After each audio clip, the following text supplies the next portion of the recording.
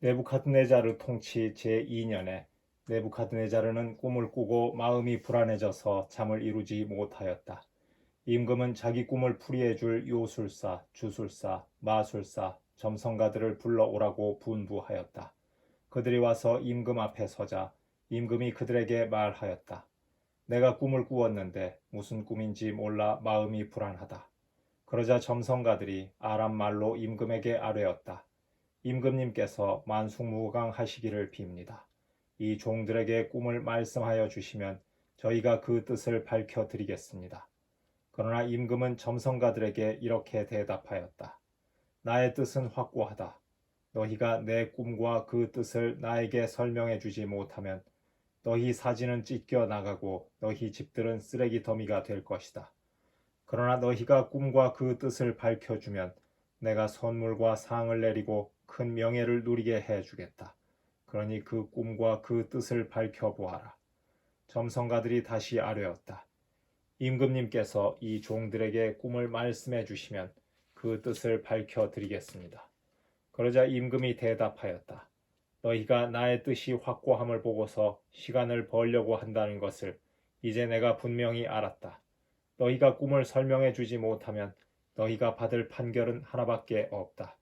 너희는 사정이 바뀔 때까지 내 앞에서 거짓되고 그릇된 말을 하기로 모의하였다.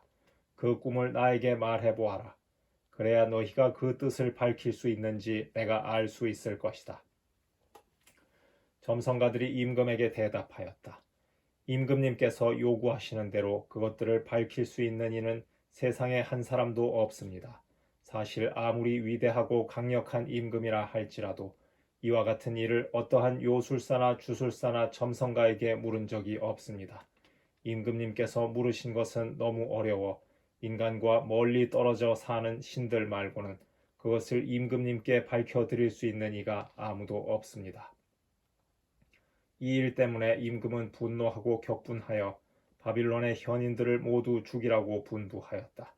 그렇게 어명이 내려 이제 현인들은 처형을 당하게 되었다.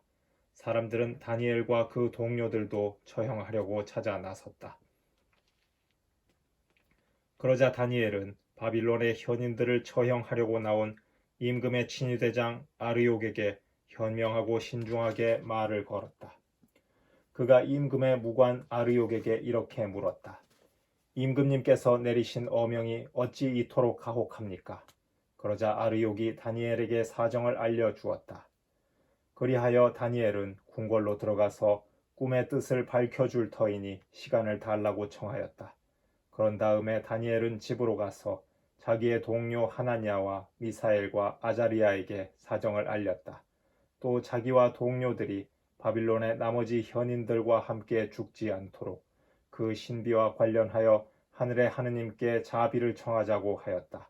그러자 다니엘에게 그 신비가 밤의 환시 중에 드러났다.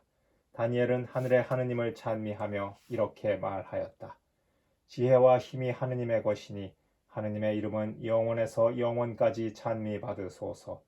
그분은 시간과 절기를 바꾸시는 분, 임금들을 내치기도 하시고 임금들을 세우기도 하시며 현인들에게 지혜를 주시고 예지를 아는 이들에게 지식을 주시는 분이시다. 그분은 심오한 것과 감추어진 것을 드러내시고 어둠 속에 있는 것을 알고 계시며 빛이 함께 머무르는 분이시다. 저의 조상들의 하느님, 제가 당신께 감사드리며 당신을 찬양합니다. 당신께서는 저에게 지혜와 힘을 주셨습니다. 그리고 이제 저희가 당신께 청한 것을 저에게 알려주셨습니다. 임금이 원하는 것을 저희에게 알려주셨습니다. 그리하여 다니엘은 바빌론의 현인들을 죽이라고 임금이 임명한 아르욕을 찾아가서 이렇게 말하였다. 바빌론의 현인들을 죽이지 마십시오. 저를 임금님 앞으로 데려다 주십시오. 그러면 임금님께 꿈의 뜻을 밝혀드리겠습니다.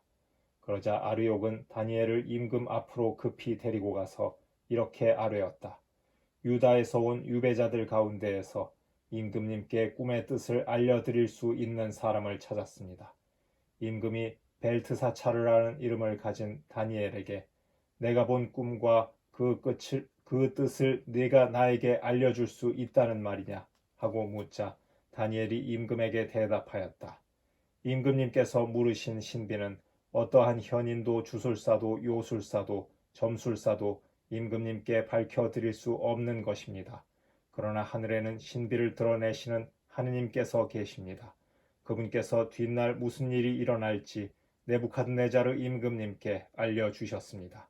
임금님께서 침상에 누워 계실 때에 머릿속에 나타난 꿈과 환신은 이렇습니다. 임금님께서 침상에 드시자 앞으로 무슨 일이 일어날지 여러 생각이 오갔습니다. 그때 신비를 드러내시는 분께서 앞으로 일어날 일을 임금님께 알려주신 것입니다. 저에게 이 신비가 드러난 것은 제가 다른 모든 사람보다 더 큰 지혜를 가졌기 때문이 아닙니다. 임금님께 꿈의 뜻을 알려드려서 임금님께서 마음에 떠오르는 생각들을 아시게 하려는 것입니다. 임금님께서는 무엇인가를 보고 계셨습니다. 그것은 큰 상이었습니다. 그 거대하고 더없이 번쩍이는 상이 임금님 앞에 서 있었는데 그 모습이 무시무시하였습니다.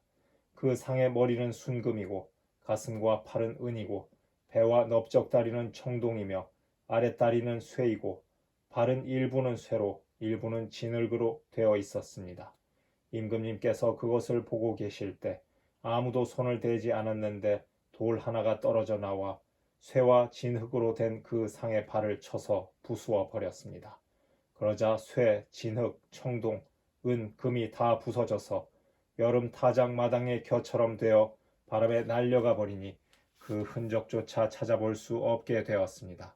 그런데 그 상을 친 돌은 거대한 산이 되어 온 세상을 채웠습니다. 이것이 그 꿈입니다.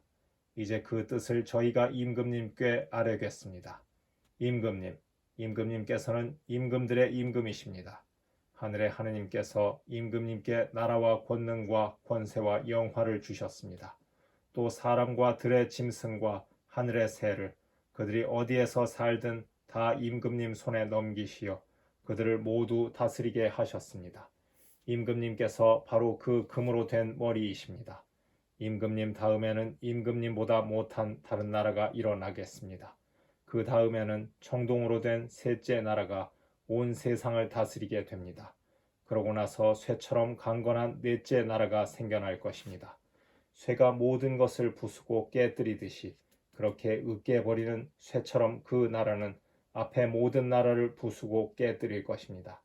그런데 일부는 옹기장이의 진흙으로 일부는 쇠로 된 발과 발가락들을 임금님께서 보셨듯이 그것은 둘로 갈라진 나라가 될 것입니다. 그러나 쇠와 옹기 진흙이 섞여 있는 것을 보셨듯이 쇠의 강한 면은 남아 있겠습니다.